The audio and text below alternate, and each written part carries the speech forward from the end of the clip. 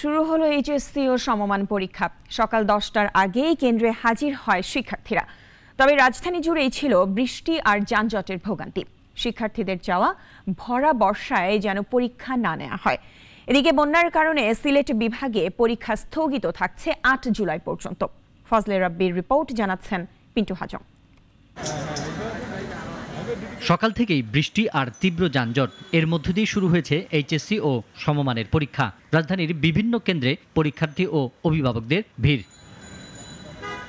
সকাল 10টায় পরীক্ষা শুরু, তার আগেই পৌঁছাতে হবে কেন্দ্রে। তবে রাস্তায় ভোগান্তির কোনো শেষ নেই। পরীক্ষার্থী আর অভিভাবকদের দাবি, আগামীতে ভরা বর্ষায় যেন পরীক্ষা না নেওয়া হয়।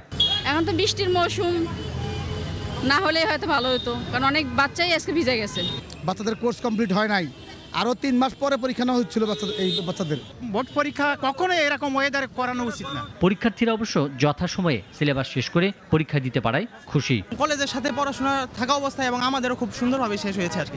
মানে কেউ যদি বছরের শুরু থেকে ঠিকভাবে পড়াশোনা করতো তাহলে তার সিলেবাস খুব সহজেই শেষ হয়ে যেত আর কি। একটু টাফ ছিল শেষ করা, বাট শেষ হয়েছে। পরীক্ষা সিলেবাস শর্ট সিলেবাসের মধ্যে থেকে হয়েছে।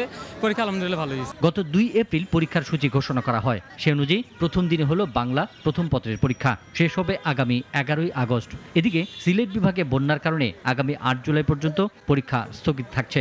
এসব পরীক্ষার সূচি পরে জানানো হবে। ডেস্ক রিপোর্ট, নাগরিক।